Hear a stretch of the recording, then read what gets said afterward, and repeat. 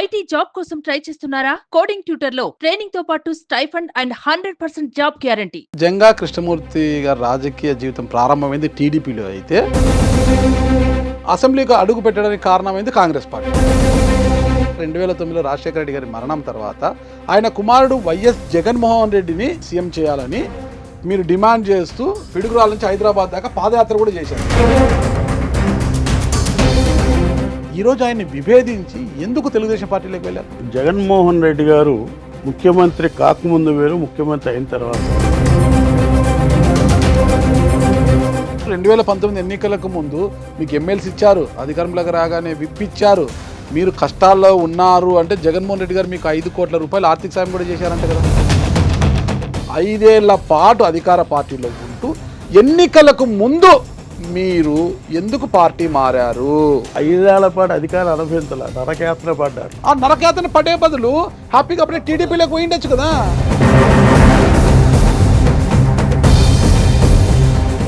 Yanamala Nagarjuna యాదవ్కి Narasaraopet MP అభ్యర్థిగా ప్రకటిస్తామంటే మీరు జగన్ గారి దగ్గరికి వెళ్ళి ఆ కుర్రాడికి ఎంపీ టికెట్ ఇస్తే నేను పార్టీని వీడి వెళ్ళిపోతాను, ఆ కుర్రాడికి ఏంటి టికెట్ ఇవ్వడం ఏంటి అని మీరు జగన్ గారి దృష్టికి తీసుకెళ్లారు అని. జగన్ గారికి కలిసిన పాపానే బాగా.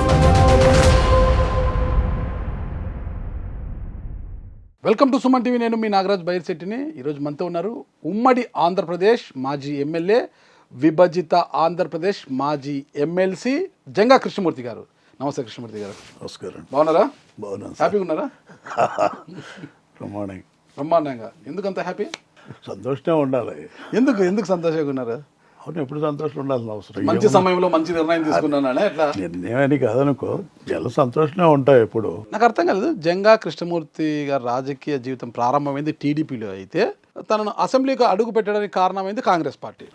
99లో రాజశేఖర రెడ్డి గారు టికెట్ ఇవ్వడం, 99లో రాజశేఖర రెడ్డి. 2009లో రాజశేఖర రెడ్డి గారి మరణం తర్వాత ఆయన కుమారుడు వైఎస్ జగన్మోహన్ రెడ్డిని కాంగ్రెస్ పార్టీ అధిష్టానం జగన్మోహన్ రెడ్డి సీఎం అభ్యర్థిగా ప్రకటించాలని, సీఎం చేయాలని మీరు డిమాండ్ చేస్తూ పిడుగురాల నుంచి హైదరాబాద్ దాకా పాదయాత్ర కూడా చేశారు మీరు. అంటే ఇంకా జగన్మోహన్ రెడ్డి గారితో అంత పెద్ద పరిచయం కూడా లేదు అప్పుడు మీకు. అయినా కూడా జగన్మోహన్ రెడ్డి గారిని ఆనాడే సీఎంను చేయాలని పాదయాత్ర చేసిన మీరు ఈరోజు ఆయన్ని విభేదించి ఎందుకు తెలుగుదేశం పార్టీలోకి వెళ్ళారు? రాజశేఖర రెడ్డి గారు అంటే నాకు ఇష్టం.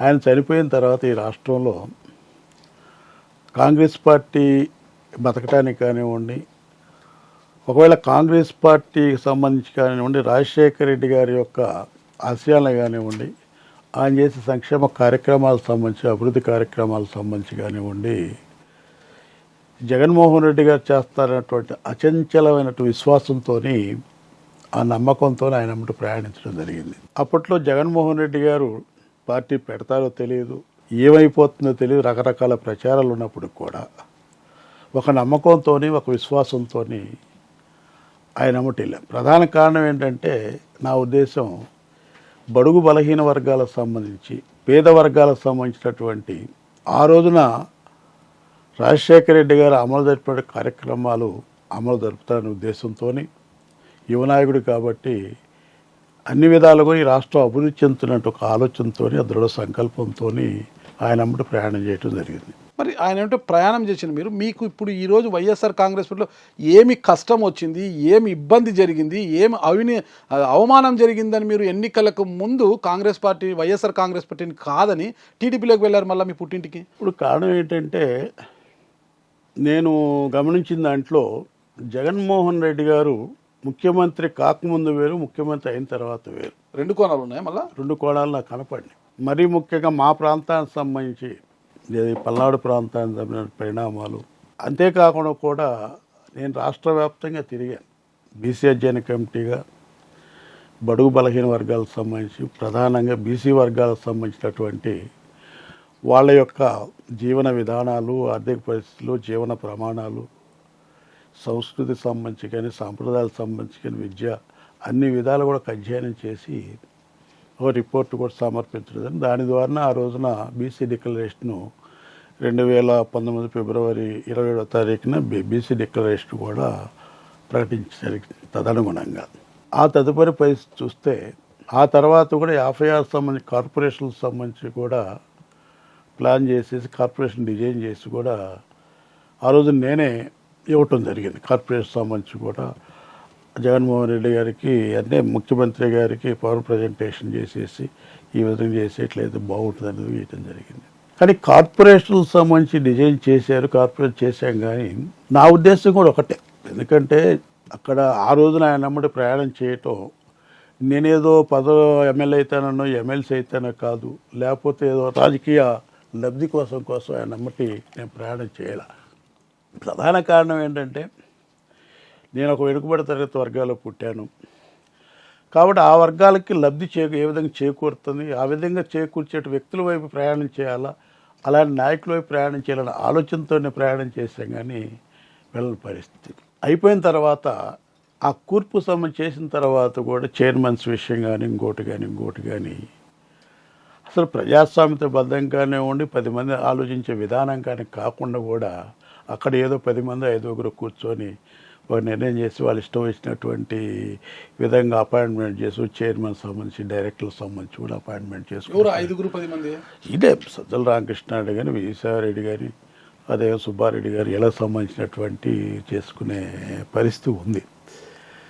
ఎందుకంటే నేను అనేది ఏంటంటే ఒక రాష్ట్ర వ్యాప్తంగా తిరిగా, నాకు వేరే స్వార్థం కూడా లేదు. పార్టీ పరంగా పార్టీ ఇంట్రెస్ట్తోని పార్టీ ఏ విధంగా లబ్ధి పొందుతుంది, పార్టీ కమిట్మెంట్గా ఎవరు చేశారు బీసీ వర్గాల నుంచి, పార్టీ కమిట్మెంట్ బీసీ వర్గాల నుంచి పార్టీలో నుంచి కాకుండా కూడా అంతేకాదు ప్రజా సంఘాలకు సంబంధించి అనేక మంది సంబంధించి కూడా ఆ రోజున మాకు వైఎస్ఆర్ కాంగ్రెస్ పార్టీకి మద్దతు ఇవ్వటం జరిగింది. వీళ్ళందరూ చూసుకొని ప్లాన్ చేసి పార్టీ కూడా భవిష్యత్తులో బాగుంటుంది నాకు కలిసి ప్లాన్తో ఉన్నప్పుడు కూడా ఏమాత్రం కూడా నన్ను సంప్రదించకుండా చైర్మన్స్ డైరెక్టర్స్ చేసే పరిస్థితి కొంచెం బాధ కలిగింది. అప్పుడు ఎప్పుడు ఫ్రమ్ ది బిగినింగ్లో ఇదేం పద్ధతి, ఇది ప్రజాస్వామ్యతంగా కాకపోయినా కూడా జిల్లాకు సంబంధించి రాష్ట్రంలో తిరిగినప్పుడు కనీసం ఏ జిల్లా వెళ్ళినప్పుడు కూడా మనం అంటే 10 మంది చెప్తా, ఏ నాయకుడైనా గ్రామాల్లో వెళ్ళినప్పుడు నాయకులు వెళ్ళినప్పుడు ఒక ఆశగానే ఉండి లేకపోతే ఒక విధమైనటువంటి భరోసాగాని ఇస్తేనే మన అమ్మటి వస్తారు. ఆ భరోసా మనం కల్పించినప్పుడే మన మీద ఆ విశ్వాసాన్ని నమ్మకున్నప్పుడే మనం ప్రయాణం చేయగలుగుతారు. ఇదేది కరెక్ట్ కాదనే విధానంతో నేను ప్రయాణం అయినా కూడా నేను అనౌన్స్ చేసేటప్పుడు వెళ్ళలేదు. అనౌన్స్ చేసేటప్పుడు కూడా నేను వెళ్ళిన పరిస్థితి కాదు. ఆ తరపు కూడా ఈ చేసిన తర్వాత కూడా దానికి సంబంధించిన నిధులు కానివ్వండి, దానికి సంబంధించినటువంటి ఇప్పుడు కార్పొరేషన్ స్టేట్ కార్పొరేషన్ అయినప్పుడు దానికి ఒక బాడీ ఉంటుంది. ఆ బాడీకి సంబంధించి ఏదైనా కాస్త కోస్తో ఇవన్నీ మిమ్మల్ని బాధ కలిగించాయా? ఇవన్నీ తప్పనిసరి. అప్పుడు ఎందుకు బయటికి రాలేదు మీరు? తప్పదు. ఇప్పుడు అనుకున్న బాధ కలిగించాయి కానివ్వండి, ఉన్నటువంటి అన్ని విధాలు ఒకే తడ రావటం అనేది సాధ్యపడదు కదా. రెండవది ఏంటంటే చట్టంలో ఇరుక్కోపోయిన పరిస్థితి, అధికారం అనే చట్టంలోనా తప్పనిసరిగా కూడా ఉన్నాం కదా, పార్టీలో ఉన్నాము, పార్టీకి డిస్టర్బెన్స్ కాదు. ఒకవైపున అధిష్టాన వర్గానికి సంబంధించినటువంటి విధంగా ఉంటే, రెండో వైపున నేను కూడా 2 times ఎమ్మెల్యే చేస్తాను బట్టి కాన్స్టిట్యూన్సీ సంబంధించి కూడా కొంచెం ఇబ్బందిగా తయారైన పరిస్థితి. వీటన్నిటి పరిస్థితి రకరకాలుగా అవమానాలు జరిగాయి, రకరకాల ఇబ్బందులు జరిగాయి, అన్ని విధాలు కూడా ఈ ఇబ్బందులు 2019 ఎన్నికలకు ముందు మీకు ఎమ్మెల్సీ ఇచ్చారు, అధికారంలోకి రాగానే విప్పిచ్చారు, మీరు కష్టాల్లో ఉన్నారు అంటే జగన్మోహన్ రెడ్డి గారు మీకు 5 కోట్ల రూపాయలు ఆర్థిక సాయం కూడా చేశారంట కదా. దాదాపుగా నేను హైదరాబాద్ సంబంధించిన ఇల్లు అమ్ముకున్నా 2014 ఎలక్షన్ అయిపోయిన తర్వాత. దాదాపు 5-6 ఎకరాల పొలం అమ్ముకున్నాను. ఉన్నట్టు పరిస్థితి ఏమీ లేదు. మొత్తం కంప్లీట్ అనుకుంటే 15 సంవత్సరాల పాటు కూడా సేకరి చేసాం ఆయనకి. అవన్నీ వదిలేండి, చాకరీ చేసి వదిలిపెట్టండి. కుమారుడు జెడ్పీటీసీ ఇచ్చారు, మీకు ఎమ్మెల్సీ ఇచ్చారు, విప్ ఇచ్చారు, కష్టాల్లో ఉన్నారంటే 5 కోట్ల రూపాయలు ఆర్థిక సాయం చేశారు. ఇంత చేసినా మిమ్మల్ని ఆ కార్పొరేషన్లు మీకు చెప్పకుండా ఇచ్చేశారని బాధ కలిగించిందంటారా? కార్పొరేషన్ ఒకటని కాదు, నేను ఇప్పుడు ఫర్ ఎగ్జాంపుల్ చెప్తున్నాను కానీ కార్పొరేషన్ ఒకటని కాదు. దాదాపుగా సంవత్సరం పాటు ఇంటర్వ్యూ అడిగినాడు ఇచ్చే పరిస్థితి కాదు. దానికి సంబంధించి కూడా ఇప్పుడు టీటీడీ బోర్డు చైర్మన్ ఉంది, ఫస్ట్ మీకే అనుకున్నాను, టీటీ బోర్డు చైర్మన్ ఉంది. అయినా కూడా నేను ఆశించలేదు, ఇవ్వలేదని అడగని పరిస్థితి కూడా కాదు. ఎందుకు పేరు వచ్చిందో ఎందుకు పేరు బయటపడే పరిస్థితి. కాన్స్టిట్యూన్సీలో కనీసం ఇప్పుడు మీరు అంటున్నారు జడ్పీటీసీ ఉండా లేకపోతే ఎమ్మెల్సీ ఉండా ఏది ఉండా కూడా పదవి ప్రధానం కాదు, పదవి తగినట్టు గౌరవం ఉండాలి. ఇప్పుడు గౌరవం అనేది కానీ ఆత్మాభిమానం అనేది డబ్బును బట్టో కులం బట్టో అధికారాన్ని బట్టో రాదు. జగన్మోహన్ రెడ్డి గారు మీకు 5 కోట్ల రూపాయలు ఆర్థిక సాయం చేశారా లేదా? ఎవరన్నారు? పార్టీలో ప్రచారం ఉంది కదా. ప్రచారాలు రకరకాలు చేస్తారండి. ఇప్పుడు రకరకాల ప్రచారం చేస్తారు. పార్టీలో 5 కోట్లు ఇచ్చాయంటారు, ఇంకోటి అంటారు, డబ్బులను మొత్తం అంటారు. మాకు ₹1 కోటి ఎలక్షన్ అప్పుడు కూడా అడిగినా ఇవ్వాల. ఆ రోజు నాకు ఉన్నటువంటి ఆస్తులు మొత్తం కూడా రామ్కి వాళ్ళకి కూడా కట్టాం. నా ఇల్లు కట్టాం. నేను ఒకవేళ తిరిగేటప్పుడు ₹10 ఇచ్చిన పరిస్థితి లేదు. ఏది రాష్ట్రానికి సంబంధించి తిరిగినప్పుడు, రాష్ట్రంలో ప్రచారం చేసేటప్పుడు కానివ్వండి, లేకపోతే అధ్యయన కమిటీకి వెళ్ళినప్పుడు ₹10 నా అమ్ముకొని నా సొంతంగా నేను తిరిగాను. నేను దాదాపు 15 సంవత్సరాల పాటు కూడా తిరిగి ఆ పార్టీకి సంబంధించి. ఇప్పుడు ఎవరేం చేశారా, వాళ్ళు చేశారా అనే పరిస్థితి కాదండి. నాకు జరిగినటువంటి అనేక విధాల కూడా అవమానం జరిగింది. అది అవమానం ఏదో స్ట్రైట్గా చెప్పండి మీరు. ఇదేనండి. ఇప్పుడు కాస్టేజ్ సంబంధించి ఉంది. ఫర్ ఎగ్జాంపుల్ ఆ రోజునే మహేష్ రెడ్డి ఉన్నాడు. మహేష్ రెడ్డి మహేష్ రెడ్డి సంబంధించి పార్టీకి సంబంధం లేదు. పల్నాడులో పార్టీకి సంబంధించి జెండా బట్టి మొట్టమొదటి నేను. గుంటూరు సంబంధించి జిల్లాలో కూడా ఆర్కే, నా తర్వాత ఆర్కే లేకపోతే ఎల్లప్పిరెడ్డి ఎలా సంబంధించి కొంతమందినే ఉన్నాం. కానీ అప్పటి వరకు కూడా ఎవరు లేనటువంటి పరిస్థితి. కష్టపడ్డాం, తిరిగాం. తర్వాత ఓదార్పు యాత్రకు సంబంధించి కానివ్వండి, ప్రజాప్రస్థానం సంబంధించినటువంటి యాత్రలో కానీ తిరిగిన పరిస్థితి. నేను ఆ రోజున దాదాపు 2014 డిఫీటెడ్. డిఫీట్ అయినప్పుడు 7,000 ఓట్లతో నేను డిఫీటెడ్ అయ్యాను. 7,000 ఓట్లతో డిఫీట్ అయితే 4,700 ఓట్లకు సంబంధించి ఒక సామాజిక వర్గం మా పార్టీకి సంబంధించి క్రాస్ ఓటింగ్ చేశారు. క్రాస్ ఓటింగ్ చేయకుండా నేను గెలిచామండి. ఆ తర్వాత జగన్మోహన్ రెడ్డి గారు కాసు మహేష్ రెడ్డి గారిని పార్టీలో తీసుకొద్దామనే పరిస్థితి మాట్లాడాడు. ఓకే, మంచిది, తీసుకొచ్చుకుని మనకు ఇబ్బంది ఏముందో తీసుకురాని, పార్టీ కూడా పటిష్టంగా ఉంటుంది అన్నట్టు ఒక ఆలోచనతో చేయటం జరిగింది. బహిరంగ సభ సంబంధించి కూడా నర్సరావుపేటలో పెద్ద బహిరంగ సభ ఏర్పాటు చేశాడు. అంటే డిఫీటెడ్ క్యాండిడేట్గా నేను అక్కడ ఉన్నాను. బహిరంగ సభ ఏర్పాటు చేసినప్పుడు బహిరంగ సభలో జగన్మోహన్ రెడ్డి గారు మాట్లాడింది ఏంటి, నర్సరావుపేటలో ఉన్నట్టు శ్రీనివాసరెడ్డి గారిని ఆయన అక్కడే క్యాండిడేట్ ఉంచి గురదాలు తీసుకొచ్చేసి మహేష్ రెడ్డిని పెడతామని చెప్పి మాట్లాడాడు బహిరంగ సభలో. ఇప్పుడు నా పరిస్థితి ఏంటి మీరు అనొచ్చు. ఎందుకంటే మీరు ఇప్పుడు దాకా ఎందుకు మేలకుండా ఈ మనసులో పెట్టుకొని ఎందుకు మాట్లాడకుండా అనొచ్చు. ఎందుకంటే మా పరిస్థితి వేరు. ఎందుకంటే రాజకీయాల్లో కాస్త కోసం 30 ఏళ్ళు ఉన్నాం. ఉన్నప్పుడు మనం బయటపడి కానీ చేసే పరిస్థితి ఏముండదు. ఇప్పుడు ఏంటి సమయాన్ని బట్టి మనం ఆలోచించాల్సిన అవసరం ఉంటుంది. కానీ ఆ సమయం సందర్భం లేకుండా మనం బయటపడి చేసేది ఎక్కువ దేశాలు లేకుండా వాడుకొని వదిలేస్తారు. ఉన్న పరిస్థితుల్లో ఆయన ఏమన్నాడు, వాళ్ళిద్దరూ ప్రకటించి నాకు సంబంధించి వదిలేశాడు. ఎమ్మెల్సీ ఇస్తాను ప్రకటించకుండా వదిలేశాడు. నేను అడిగా కూడా తర్వాత, అన్నా నేను 2 తళ్ళు ఎమ్మెల్యే చేశాను, ఒకడు ఓడిపోయాను. ఓడిపోయిన విషయం కూడా మీకు తెలుసు, అది ఎట్లా జరిగిన విషయం కూడా ఏంటి కూడా. మహేష్ రెడ్డి తీసుకొచ్చి మా కాన్స్టిట్యూన్సీలో పెట్టి గురజాల్లో శ్రీనివాసరెడ్డి కన్ఫామ్ చేసి నా పరిస్థితి ఏంటి, నాకు ఎమ్మెల్సీ ఇస్తామన్నా కదా ఎందుకు ప్రకటించలేదు డైరెక్ట్గా అడిగాను నేను. లేదన్నా 2 వస్తున్నాయి, అదే 1 వస్తుంది, 2 రావట్లేదు. అప్పుడు ఇది 14 బిఫోర్ అనమాట, 14 ఆఫ్టర్ 19 బిఫోర్ అనమాట. ఇది చేద్దాం అనుకుంటే మాట్లాడాలి, వెళ్ళుకుని పరిస్థితుంది. మహేష్ రెడ్డి ఎప్పుడు వచ్చాడు, 1 సంవత్సరాల క్రితం వచ్చాడు.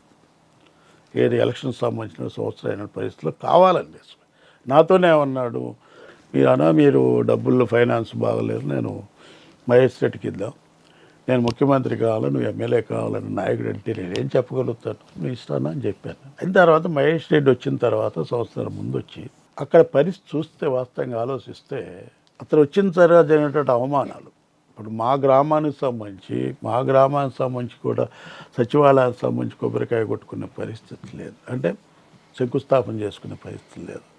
నేను 2 తళ్ళ ఎమ్మెల్యే చేశాను, డిఫీటెడ్ క్యాండిడేట్ని, పార్టీ వ్యవస్థాపకుల్లో నేను ఒకటిని. పల్నాడులో ఉన్నటువంటి మా నియోజకవర్గంలో ఉన్నటువంటి ప్రతి ప్రజాప్రతినిధికి సంబంధించి, ఇప్పుడు పార్టీలో ఉన్న కాంగ్రెస్ పార్టీకి సంబంధించి వైఎస్ఆర్ పార్టీలో ఉన్నోళ్ళు కానివ్వండి, ప్రతి ప్రజాప్రతినిధి దాదాపు 15 సంవత్సరాలు 20 సంవత్సరాల అధికారం ఉండాలి, లేకపోయినా సరే నేనే వాళ్ళకి సంబంధించినట్టు విధంగా కూడా అనేక మంది కూడా వాళ్ళ ఎదుగుదల కాస్త వస్తున్న యొక్క సహకరించిన పరిస్థితి ఉంటే, ఏమాత్రం కూడా లెక్క చేయని పరిస్థితి ఉంటే, అధికారం ఉంది కాబట్టి ఇష్టం వచ్చి చేసి పార్టీ మాదినటువంటి దేవతలు అనేకమైనటువంటి అవమానాలు పరిచారు. కనీసం పిలవపోవటం కానీ మీరు చాలా ఇట్లా చెప్తున్నారన్న వైడ్గా, నేను అదంతా స్ట్రైట్గా అడగడం లేదు. మీకు చాలా అవమానాలు జరిగాయి, ఘోరమైన అవమానం జరిగింది.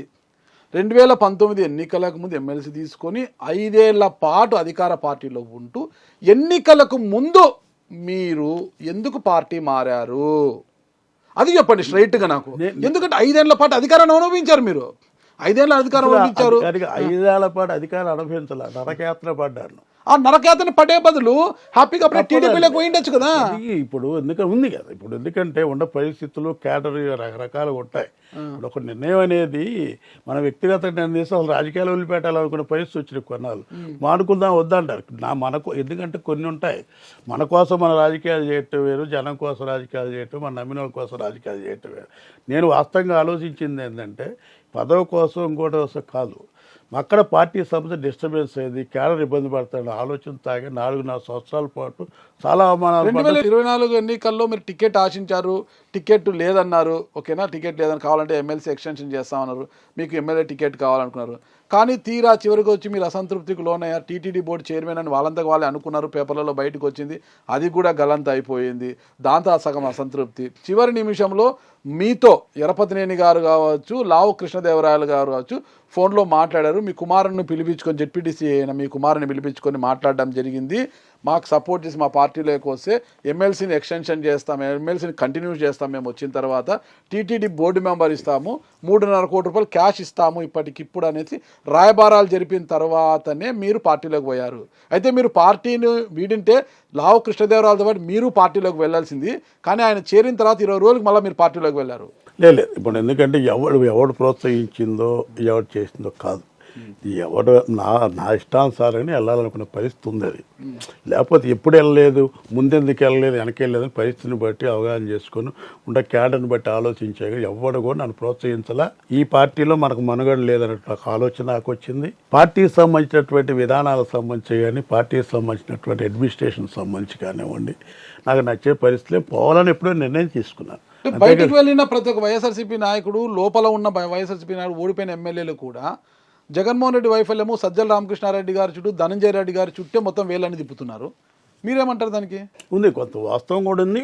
ఇదొక్కడే కారణం. నేను అనేది ఏంటంటే, నేను బయటికి వెళ్ళడానికి కారణం ఇదొక కారణం ఉంది, లోకల్ ఉన్న ఏదొక కారణం. అది ఇప్పుడు ఉన్నటువంటి అధిష్టాన వర్గానికి సంబంధించినటువంటి విషయం కానివ్వండి, అధిష్టాన వర్గం వంటేది పోగొట్టు సంబంధించి కానివ్వండి, వాళ్ళు ఏ విధంగా ఆ గౌరవానికి సంబంధించి కానివ్వండి, ఆ విధమైన గౌరవం లేకపోవటం కానివ్వండి, గుర్తింపు లేవడం ఒక కారణం అయితే, మా కాన్స్టిట్యూన్సీ సంబంధించినటువంటి జరిగినటువంటి పరిణామాలకు ఒక కారణం. ఏం జరిగాయి మీ కాన్స్టిట్యూన్సీలో? కాన్స్టిట్యూన్సీ నేను ఎమ్మెల్యేగా ఉన్నప్పటికీ ప్రోటోకాల్ లేదు, మా ఎవరికి కూడా ఫోన్ చేయాల్సిన అవసరం లేదు, ఎంఆర్ఓ సంబంధించి మా కానివ్వండి ఏ ఆఫీసర్ కూడా ఫోన్ చేయాల్సిన అవసరం లేదు. నా ఎమ్మటి తిరిగే క్యాడర్కి సంబంధించి ఇబ్బంది పెట్టిన పరిస్థితి ఉంది.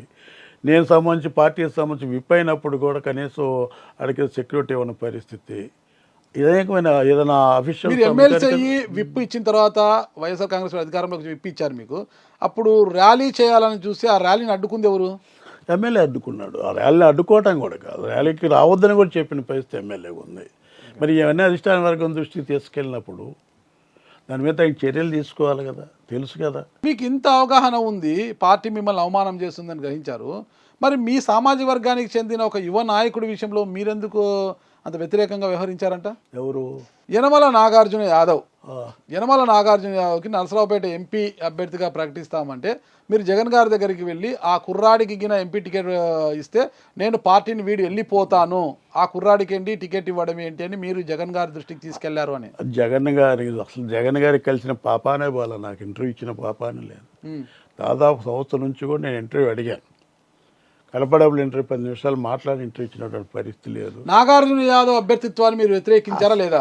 నేను వ్యతిరేకించలేదండి. నేను ఉండాలని ఆలోచన, ఇప్పుడు ఉండాలన్న ఆలోచనతో ఉండి పార్టీలో ఉండాలని నేను అసలు వ్యతిరేకించిన సమస్య లేదు. అది మీరు చెప్తున్నారు వింటాను తప్ప, జగన్మోహన్ రెడ్డి గారు నేను పోవటం కానివ్వండి, నాగార్జున నేను ఎందుకు వ్యతిరేకించాలి అవసరం ఏముంది అతనికి? నేను అసలు ఎట్టి పరిస్థితులు వ్యతిరేకించాలి అవసరం కూడా నాకు లేదు. వైఎస్ఆర్ కాంగ్రెస్ ఎమ్మెల్సీగా ఉంటూనే యువతలకు వచ్చేసారు, పార్టీ ఫిరాయింపుల చట్టం కింద వాళ్ళు మిమ్మల్ని డిస్క్వాలిఫై చేశారు కదా, దాని మీద మీరు కోర్టుకు వెళ్ళారు. సరే, వాళ్ళ పదవి వాళ్ళకి ఇచ్చేచ్చు కదా, రాజీనామా చేసి రావచ్చు కదా, అలాగే వచ్చారు. వాళ్ళు డిస్క్వాలిఫై చేసి చైర్మన్ గారు నిర్ణయం తీసుకుంటే మీరు దాని మీద హైకోర్టుకి ఎందుకు వెళ్ళారు? డిస్క్వాలిఫై చేశారు, డిస్క్వాలిఫై చేసిన వాస్తవే. నేను అసలు వాస్తవంగా అయితే నేను ఒకటే అనుకున్నాను, నాకు ఇచ్చినటువంటి పదవి నాకు ఇచ్చింది కాదు. అది ఆ రోజున ఎప్పుడు ఇచ్చారు? 2019 బిఫోర్ సంబంధించినటువంటి బీసీకి సంబంధించినటువంటి బీసీ గర్జనలో నాకు ఇచ్చినటువంటి పదవి. అది బీసీలు తీసి ఇచ్చేటువంటి పదవి కానివ్వండి, నన్ను చూసి ఇచ్చిన పదవి కాదు అది. దాని ప్రభావం కూడా ఉంది. అంటే ఎమ్మెల్సీగా ఒక బీసీ నాయకుడిగా మీకు ఇచ్చారండి. మీరు ఆ పార్టీ నుంచి ఇంకొక పార్టీకి వెళ్ళేటప్పుడు రాజీనామా చేసి వెళ్ళిపోవడం అనేది రివాజు. కొంతమంది ఎమ్మెల్సీలు అట్లా రాజీనామా చేసి మరీ పార్టీలోకి వచ్చారు. శ్రీరామచంద్రయ్య గారు కావచ్చు, మహమ్మద్ ఇక్బాల్ గారు కావచ్చు, వీళ్ళంతా రాజీనామాలు చేసే పార్టీ మారారు. మీరు ఎందుకు వెళ్ళాలనుకున్నప్పుడు రాజీనామా చేసి ఎందుకు పార్టీ ఫిరాయించలేదు? మీరు చేసే పరిస్థితి లేదు అప్పుడు, ఆ రోజున్న పరిస్థితి ఆలోచిస్తున్నాం. రెండవది ఏంటంటే ఆ ఆలోచన రాలేదు. అయినా ఏముంది, ఇక్కడ 1 సంవత్సరం ఉంటుంది. రెండవది అనేక మంది ఫిరాయింపులు జరిగాయి కదా, వీళ్ళ మీద యాక్చువల్లీ జనరల్గా ఉంటుంది అనుకున్నాం, కానీ ఇంత కక్షపూర్తిగా నన్ను సస్పెండ్ చేస్తారని నేను అనుకోలేదు. సరే, వాళ్ళు కక్షపూరితంగా సస్పెండ్ చేశారు, మీరు ఎందుకు కోర్టుకు వెళ్ళారు? నేను మౌఖికంగా నా మాటలు వినలేదు కదా అసలు. ఓకే, ఇప్పుడు వాళ్ళు ఏదన్నా ఉంటే యాజ్ పర్ రూల్స్ ప్రకారం వచ్చేసి చైర్మన్ గారికి సంబంధించి పిలిపించేసి సిట్టింగ్ చేసి మారావా లేదా, ఏంటి ప్రాబ్లం విచారించాలిగా. ఏదో నోటీసులు ఇచ్చారు కానీ నా మాట మౌఖికంగా వచ్చేసి నాతో మాట్లాడి ఇద్దరి విషయాలు. అందుకనే నేను వెళ్ళాను.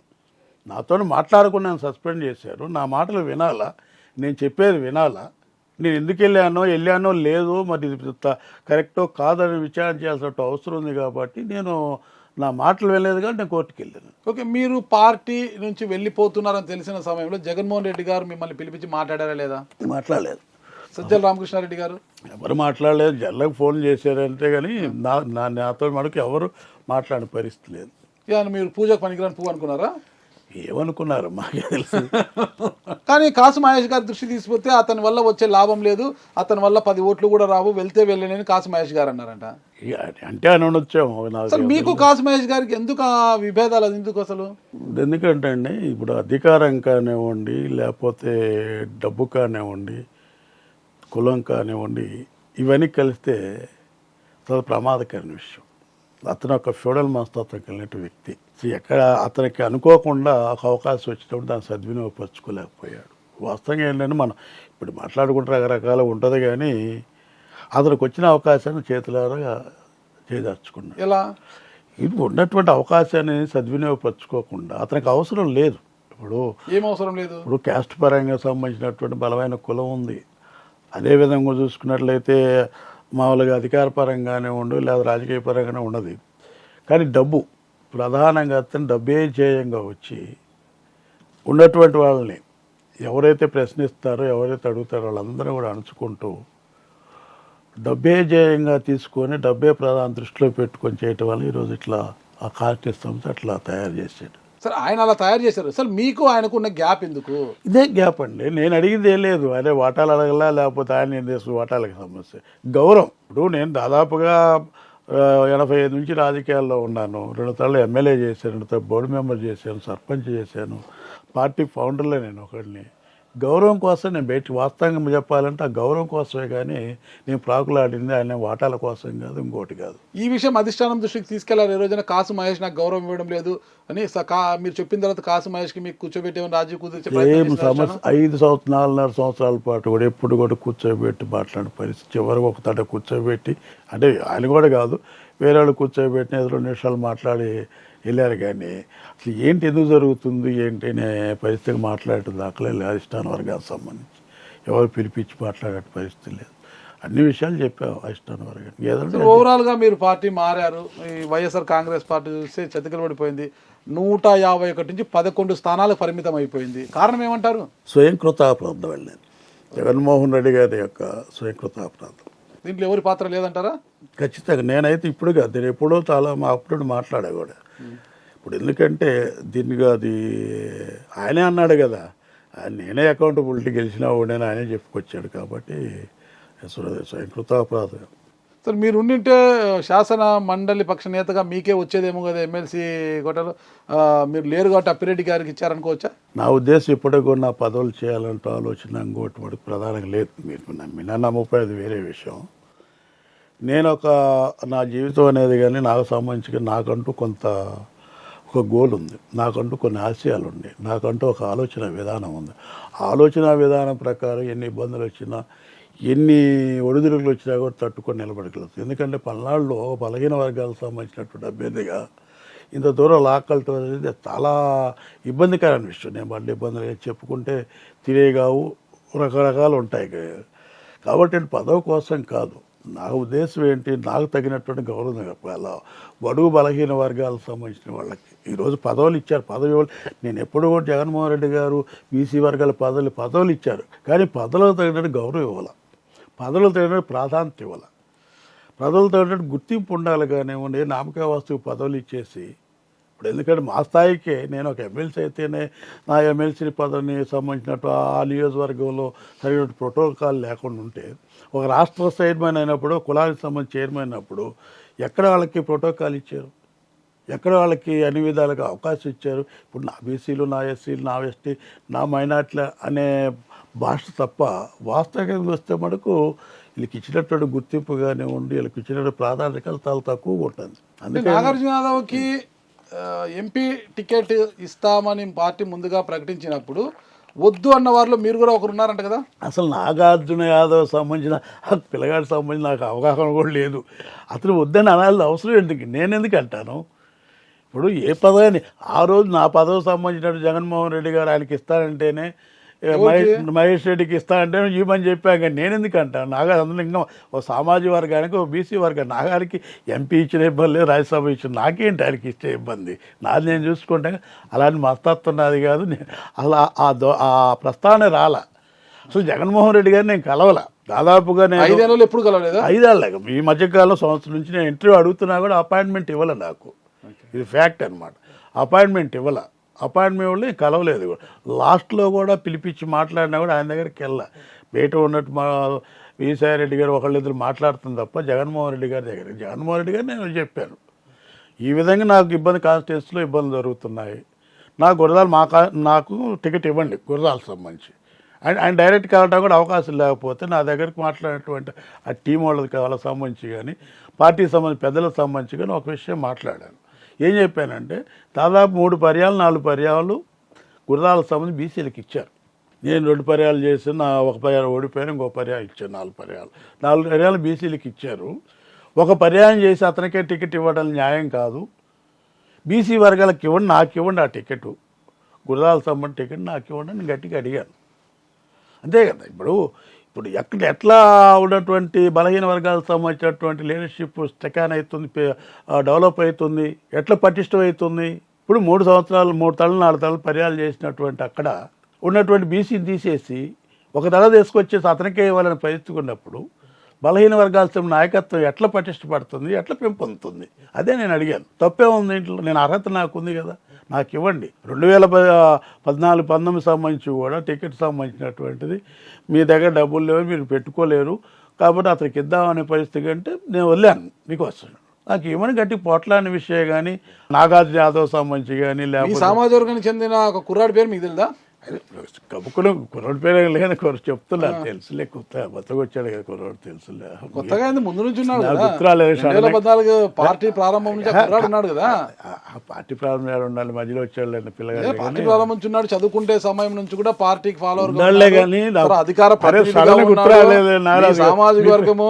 సరే, మరి నాగార్జున యాదవ్ విషయం అన్ని మనం పక్కన పెట్టేసాం. ఈ పార్టీలో మీకు అన్యాయం జరిగింది, అవమానం జరిగింది, మరి టీడీపీలోకి వెళ్ళారు, అక్కడ న్యాయము గౌరవము దక్కుతున్నాయా? ఇప్పుడు మాట్లాడాము. టీడీపీకి వెళ్ళే క్రమంలో కూడా ఆ యొక్క నమ్మకంతోనే పార్టీలో చేరా. మీరు ఓపెన్ గా మాట్లాడతారు కదా, స్ట్రైట్ చెప్పండి, టీడీపీ మీకు ఇచ్చిన ఆఫర్ ఏంటి? నాకు ఎమ్మెల్సీ కంటిన్యూ చేస్తామని చెప్పారు, బోర్డు మెంబర్ సంబంధించి టీటీడీ బోర్డు మెంబర్ ఇస్తామని చెప్పారు. ఎమ్మెల్సీ అంటే ఇప్పుడు ఏదైతే మీ ఎమ్మెల్సీ మార్చిలో అయిపోతుందో దాన్ని అట్లే కంటిన్యూ చేస్తాము, టీటీడీ బోర్డు మెంబర్ ఇస్తామన్నారు. నగదు రూపంలో ఎంత ఇచ్చారు? నగదా? లేదు, ఏదైనా ప్రచారాలు చేసుకోమనగా నా పరిస్థితి అనేది నాకు తెలుసు. ఈరోజు మీరు చెప్తే నమ్మే పరిస్థితి, కానీ నగదు రూపంలో ఏమో హామీలు ఎంత ఇస్తామని హామీ ఏం లేదు, ఏం లేదు. మరి టీడీపీ చెప్పినట్టుగా ఖచ్చితంగా MLC extension, TTD board member ఇవ్వని పక్షంలో మీ పరిస్థితి ఏంటి? చూద్దాం. రాజకీయంగా ఇప్పుడు ఏ రోజు ఏం జరుగుతుందో చెప్పలేని పరిస్థితి, ఇస్తారని నమ్మకం ఉంది.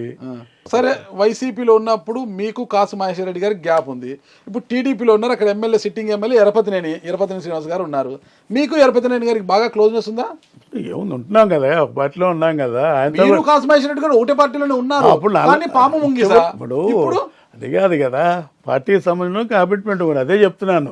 ఎన్ని ఇబ్బందులు 4 సంవత్సరాల పాటు కూడా కామ్గా ఉన్నాను, పార్టీ కోసం వెళ్ళకుండా ఉంది. ఇప్పుడు కూడా అలాగే ఉంటారా? అవును, ఏం చేస్తారు. అంటే ఎరపతినేని గారు మిమ్మల్ని దగ్గర తీస్తున్నారు లేదా? ఇప్పుడు ప్రస్తుతం బాగానే ఉన్నా, నాకు అలాంటి విభేదాలు వస్తున్నటువంటి ఒక ఆలోచన లేదు. కలిసిమెలిసి పని చేసుకుంటున్నాం, పార్టీ కోసం పనిచేస్తాం ఇద్దరం కలిసి కూడా. ఎన్నికలకు ముందు చింతల్పూడి శ్రీనివాసు, అదే పల్నాడు హాస్పిటల్స్ అధినేత ఎన్ఆర్ఐ చింతల్పూడి శ్రీనివాసును వైఎస్ఆర్ కాంగ్రెస్ పార్టీలోకి తీసుకున్నారు. ఆయన జనసేన పార్టీలో గతంలో పోటీ చేసినారు 2019, అతన్ని తీసుకున్నారు. ఆ విషయం మీకు తెలుసా? అప్పుడు తీసుకున్నాను, లాస్ట్లో తీసుకున్నాను. అది మీకు చెప్పే తీసుకున్నారా? మీకు తెలుసా? ఎవరు? జగన్ గారు. అసలు చెప్పే కదా, 1 year బిఫోర్ ఎలక్షన్స్ 1 year నుంచి నేను అపాయింట్మెంట్ అడిగినా ఇవ్వలేదు, నాకు సంబంధించి మాట్లాడినా కూడా పరిస్థితి లేదు. మరి మీ సమస్యలు సజ్జల గారు ఉంటారు కదా, అక్కడ సజ్జల గారికి చెప్పలేదా? సజ్జల గారికి ఏం చెప్తా, చూద్దాం, మాట్లాడదాం, చేద్దాం అంటారు. ఇప్పుడు ప్రతి ఒక్కరు సజ్జల గారిని ధనంజయ రెడ్డి గారిని ఆరోపిస్తున్నారు కదా, వాళ్ళు ఏం చేస్తారు పాపం? వాళ్ళ మీద అందరూ అది కూడా కరెక్ట్ కాదు. ఎవరు ఇప్పుడు మాట్లాడడం ఎవరికి కరెక్ట్ కాదు కదా. ఇప్పుడు ఏదో మంచి ఇచ్చేడైనా కూడా ఇంటికి యజమాని మీదనే ఆ ఇల్లు సక్రమంగా ఉండాలి, లేకపోతే యజమానిదే బాధ్యత అవుతుంది, కానీ పక్కన బాధ్యత ఉంటుంది. అదేం కాదు, కరెక్ట్ కాదు. కార్మిక నాయకుడిగా, అంటే ట్రేడ్ యూనియన్ నాయకుడిగా ఎదిగిన జంగా కృష్ణమూర్తి గారు ఆ తర్వాత ఎమ్మెల్యే అయ్యారు, ఎమ్మెల్సీ అయ్యారు. ఇక తన రాజకీయ ప్రయాణంలో ఇదే ఇంకా చివరిగా అనుకోవచ్చా? ఇంకా నెక్స్ట్ ఎమ్మెల్యే అవకాశం ఉందా లేదా? అంటే రాజకీయాలండి చెప్పలేము. రెండోది ఏంటంటే, ఈ రాజకీయాల్లో బడుగు బలహీన వర్గాలకు సంబంధించి, పేద వర్గాలకు సంబంధించిన వాళ్ళు కానివ్వండి, అదేవిధంగా రాజకీయ నేపథ్యం లేనటువంటి కుటుంబాల నుంచి వచ్చిన వాళ్ళకి కానివ్వండి, కులాలకు సంబంధించి ప్రధానమైనటువంటి కులాలు కాకపోతే ఇబ్బందికరమైన విషయం. ఎందుకంటే నాకే ఆశ్చర్యం వేస్తుంది. ఒక చిన్న కుటుంబంలో పుట్టి కాస్త కోసం ఇప్పటి వరకు కూడా. మీకు స్వగ్రామం ఏది? గామాలపాడు, జట్టగామాలపాడు. నాయకురాలు నాకు ముందు కదా, ఐడియా ఉందా? పల్లాడు ఆ విలేజ్, మా విలేజ్. మీ విలేజ్? Okay okay. నాయకురాలు నాగమ్మ. ఓకే. నాన్నగారి పేరు? వీరయ్య. అమ్మగారి పేరు? వీరమ్మ. ఏం చేసేవారు వాళ్ళు? వ్యవసాయం. వ్యవసాయ కూలీలు. వ్యవసాయమా వ్యవసాయ కూలీలా? వ్యవసాయం. ఎంతమంది సంతానము? మేము 7. మీరు ఎన్నోవారు? నేను పెద్దవాడిని. మీరు పెద్దోళ్ళు. మీ చదువు అంతా అక్కడే తాగిందా? ప్రాథమికంగా పాఠశాల 5వ తరగతి వరకు గామాలపాడు, తర్వాత 10th వరకు దాచేపల్లి దగ్గర 2 kilometers 3 kilometers. తర్వాత ఇంటర్ డిగ్రీ వచ్చేలాకనే మార్చాలండి. ఓకే. ఏం చేశారు డిగ్రీలో? బీకామ్ చదివారు మీరు కూడా? అప్పట్లో బీకామ్ ఎందుకు చేయాలనుకున్నారు? బీకామ్ నా ఆలోచన ఏంటంటే, బీకామ్ చేయాలంటే లెక్చరర్ కావాలని ఆలోచన. టీచర్ వృత్తి పెట్టుకోవాలంటే ఇక్కడ వచ్చి పడ్డాం. బీకామ్ చదివితే లెక్చరర్ అయిపోతారా? అంటే బీకామ్ ఎంకామ్ చేసి ఏదన్నా ఒక ఉపాధ్యాయ వృత్తి అయితే బాగుంటుంది నాకు ఆలోచన ఉండేది. అది సాధ్యపడలా. చదువుకున్నాం, గామాలపాడు వచ్చిన తర్వాత ఆ ఫ్యాక్టరీలో ఉద్యోగం రావటం, ట్రేడ్ ఆంధ్ర సిమెంట్సా? ఆంధ్ర సిమెంట్స్ కాదు. నాకు అర్థం కాదు. వైఎస్ఆర్ కాంగ్రెస్ నుంచి ఫస్ట్ బయటికి పోవాలని వెళ్ళిపోయారు. TDP first MLA ticket offer ఇచ్చిందన్నారు. కానీ తీరా చూసి ఎమ్మెల్యే టికెట్ మీతో ఆర్థికంగా మీరు బాగోలేదనే పరిస్థితిలో టీడీపీ మళ్ళీ టికెట్ లేదు, ఇవ్వడం కష్టం అని తెలిసిన తర్వాత మళ్ళీ వైఎస్ఆర్ కాంగ్రెస్ పార్టీకి రావాలంటే వీళ్ళు డోర్లు మూసేశారు. తర్వాత ఇక ఇబ్బందికర పరిస్థితి ఏర్పడింది. ఇటు పోలేక అటు రాలేకపోతే లావు శ్రీకృష్ణదేవరాయలు గారు లాస్ట్ ఇంకా సంప్రదింపులు చేసి మిమ్మల్ని టీడీపీలోకి తీసుకెళ్లారంటారు. అసలు వైఎస్ఆర్సీపీలోకి రావాలన్న ఆలోచన లేదు. నేను ఆల్రెడీ డిసైడ్ చేసుకున్నాను, వెళ్దామన్నట్టు టీడీపీలోకి వెళ్దామని నేను డిసైడ్ చేసుకున్నాను. లేదా రకరకాలు చెప్తారు, కానీ నాకు ఈ పార్టీలో గిట్టే పరిస్థితి లేదు. ఎమ్మెల్యే టికెట్ ఇవ్వరని తెలిసినా కూడా పోవాలనుకున్నారా? నేను వెళ్ళాలనే ఆలోచనతో ఉన్నాను. టికెటే డిమాండ్ చేద్దాం, అయినా ఈ పార్టీలో మనం కొనసాగలేము అన్నట్టు ఒక ఆలోచన కూడా నాకు వచ్చింది. వైఎస్ఆర్సీపీకి భవిష్యత్తు ఉందా లేదా? నా ఉద్దేశం అయితే కొంత విధానాలు మార్చుకోవాలి, లేకపోతే భవిష్యత్తు. అసలు విధానాలు మారి మళ్ళీ రాజశేఖర్ రెడ్డి లాగా జగన్మోహన్ రెడ్డి గారు తయారయ్యి పార్టీ మంచి బాగా పుంజుకుంటే జంగా కృష్ణమూర్తి గారు మళ్ళా వైసీపీలోకి వెళ్తారా? అసలు సాధ్యపడదండి. ఎందుకంటే జగన్మోహన్ రెడ్డి గారు నాకైతే మారుతాడని నమ్మకం కూడా నాకు లేదు. మనుషులు మారుతారు కదా, నాకైతే విశ్వాసం లేదండి. ఎందుకు? నేను చూశాను కాబట్టి అనుకుంటున్నాను. నేను మారితే మంచిదే, మీ అందరూ కూడా సంతోషిస్తాం. ఎందుకంటే మార్పు మంచిదే. రాజశేఖర రెడ్డి గారు తరడు కాబట్టి మేము కూడా సంతోషిస్తాం. మళ్ళీ ముఖ్యమంత్రి సంతోషిస్తాం. తరడు కాబట్టి మార్పు మంచిదే కదా. మార్పు మంచిదే, కానీ మారాలి కదా. మారుతాడా అంటే మారరు అంటారు.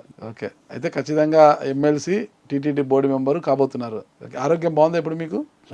ఆరోగ్యం కొద్దిగా ఏదో నలతగా ఉన్నారు 2 రోజుల క్రితం అని తెలిసింది. జ్వరం చిన్న కూటమి అధికారంలోకి వచ్చిన తర్వాత చంద్రబాబు నాయుడు గారిని కలిశారా? ఏమన్నారు? బాగానే ఉన్నాడు, ఎందుకంటే కలిసి పని చేసుకుందామండి. ఇప్పుడు నాకు కూడా అంటే ఒక విశ్వాసం, ఒక నమ్మకం ఉంది. ఎందుకంటే వాస్తవంగా ఈ రాష్ట్రంలో గత దాదాపు 30 సంవత్సరాలు నేను కూడా రాజకీయాల్లో ఉన్నాను. ప్రజాప్రతినిధులు అనేవాళ్ళు ప్రజల సమస్య ఒక ట్రస్టీ, ధర్మకర్తగా ఉండాలి. నేను చూశాను, కాంగ్రెస్ ప్రభుత్వం చూశాను, తెలుగుదేశం ప్రభుత్వం చూశాను. 2019 నుంచి 2024 కూడా చూసినప్పటికీ ఆ అకౌంటబిలిటీ ప్రజాప్రతినిధులు లేదు. మార్పు 2014 కొంచెం ఇబ్బంది అయినా 2019 పరిపక్వత చెందింది. ఎందుకంటే ఎవరు కూడా మీరు చూసినా కూడా మినిస్ట్రీకి సంబంధించి కానివ్వండి, ప్రభుత్వానికి సంబంధించినటువంటి ఆ యొక్క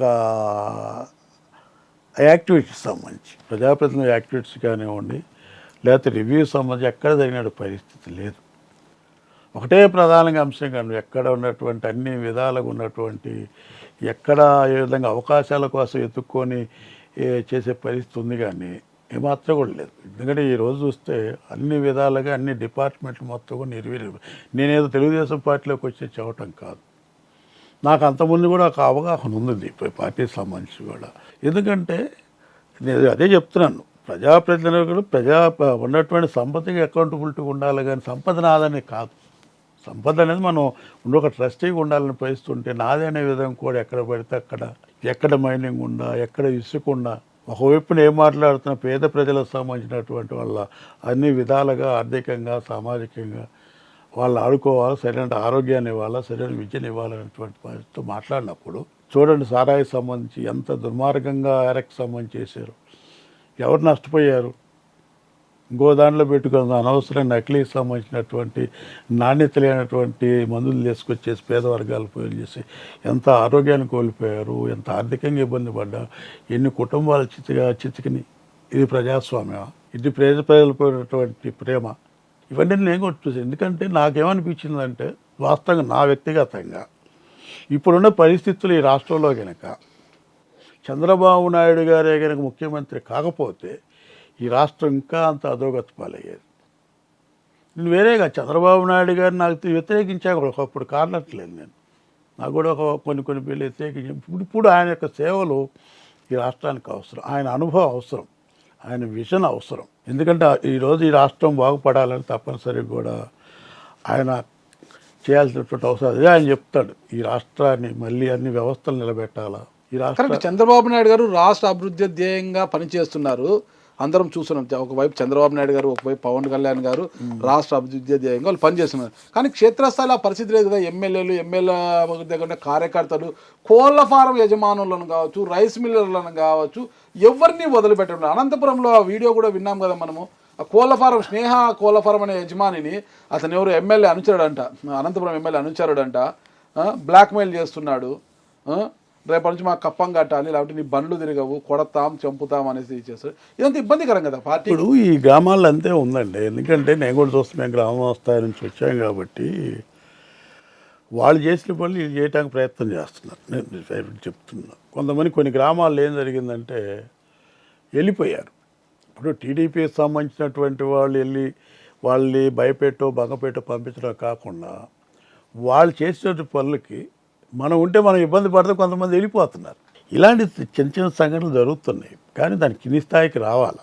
నేను అదే క్యాడర్కి సంబంధించి కూడా, పార్టీకి సంబంధించి కూడా అదే మాట్లాడుతున్నాడు. కింది స్థాయి కూడా ఏదైతే చంద్రబాబు నాయుడు గారి యొక్క విధానం ఉందో, ఆయన ఆలోచన విధానం ఉందో, ఆయన తప్పనిసరిగా కూడా కింది స్థాయికి తీసుకెళ్లాలా.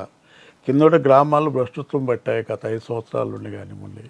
గ్రామాల్లో ఫ్రాక్షన్స్ ఎక్కువయ్యాయి, గ్రామాల్లో తగాదలు ఎక్కువయ్యాయి, గ్రామాల్లో ఉన్నటువంటి ప్రజాప్రతినిధులు కూడా కాస్తో కూస్తో మనం ఏదో విధంగా లబ్ధి పొందాలని ఆలోచనలు ఉన్నాయి. అట్లా కాకుండా కూడా ఇది సామూహికంగా సంబంధించినటువంటి విధానంలో మార్పు రావాలనే విషయం కూడా పార్టీ పరంగా కూడా మాట్లాడుకునే పరిస్థితి కనపడుతుంది. తగ్గించడానికి ప్రయత్నం చేస్తారు. నేను అందుకే అంటున్నాను, ఎందుకంటే ఇప్పుడు నాయకుడికి సంబంధించి కింద వ్యవస్థ కిందికి వెళ్ళాలండి. ఎందుకంటే ఈరోజు గ్రామాలు మొత్తం భ్రష్టత్వం పట్టాయి. గ్రామాలు ఫ్రాక్చర్స్ సంబంధించినటువంటి ఆనవాళ్ళు వేసేసి అన్ని విధాలుగా ఇబ్బంది పెట్టి ఎక్కడ పడితే అక్కడ ఉన్నటువంటి అవకాశం వచ్చిన దోపిడీ విధానం జరిగిన పరిస్థితికి దాన్ని కూడా ఇలా ఆచరించాలని ప్రయత్నం చేసినప్పుడు అదేవిధంగా మనం ఇబ్బంది పడుతుంది. అదే చంద్రబాబు నాయుడు గారు చెప్తున్నాడు, వాళ్ళలాగా మనం ఉండకూడదు, వాళ్ళ కష్టాధిప చర్యలు మనం సాధించకూడదు, సమన్వయం పాటించాలా. ఈ రాష్ట్రం చెడిపోయింది, వ్యవస్థలను చెడిపోయి ఈ వ్యవస్థల మొత్తం నిలబడాలంటే తప్పనిసరిగా కూడా మనం సమన్వయం పాటిస్తూ సరైన విధానంతో మనం ముందుకెళ్లాలని చంద్రబాబు గారు చెప్తున్నారు. అదే విధానం గ్రామ స్థాయి వరకు అమలు అయితే బాగుంటుంది కదా. చంద్రబాబు గారు విజన్ బాగుంది, కానీ గ్రామ స్థాయిలో ఎమ్మెల్యేల అనుచరులు అసలు భూదందాలు, అప్పుడే దోపిడీలు, దుర్మార్గాలకు తెరలేపేశారు కదా. ఇప్పుడు ప్రచారం చేస్తున్నాం ఉండదు, కాదనే పరిస్థితి నేను మాట్లాడలేం కానీ ఉండి వీళ్ళు ప్రచారం చేసేంత మాత్రం లేదు. కానీ దానికి సంబంధించి కూడా ఆ పార్టీ పరంగా కానీ ఆలోచిస్తారు. ఏదైనా అలాంటి చిన్న చిన్న సంఘటనలు జరిగినప్పుడు తప్పనిసరి వాటి మీద కూడా చర్యలు తీసుకుంటారు. ఓకే, అల్టిమేట్గా జంగా కృష్ణమూర్తి గారి యొక్క గోల్ ఏంటి అసలుకి? ఇంకా ఇదే చివరి మజిలీ అంటే ఇంకా ఈ తెలుగుదేశం పార్టీతోనే మీ రాజకీయ జీవితం సమాప్తమా ఇంకా లేదా? ఇప్పుడు రాజకీయ జీవితానికి సంబంధించి నాకు ఒక ఆలోచన ఉందండి. ఇప్పటివరకు కూడా నేను ఒక చిన్న కుటుంబం నుంచి వచ్చాను. దీంట్లో రాజకీయ పరంగా ఉన్న ఇబ్బందులు, సామాజిక పరమైన ఇబ్బందులు, ఆర్థిక పరమైన ఇబ్బందులు, రకరకాల ఇబ్బందులను ఎదుర్కొంటూ నేను ఈ స్థాయికి ఎదిగాను. నా ఆలోచన ఏంటంటే ఈ వర్గాలకు సంబంధించి, బలహీన వర్గాలకు సంబంధించి, మరీ ముఖ్యంగా బీసీ వర్గాలకు సంబంధించిన వాళ్ళందరికీ నా చేతనైనంత మేరకు సేవ చేయటం కోసం తప్పనిసరిగా నేను ప్రయత్నం చేస్తాను. దాంట్లో కూడా ప్రధాన ఆలోచన ఏంటంటే బీసీ వర్గాలకి చట్టసభలో రిజర్వేషన్లు కావాలి.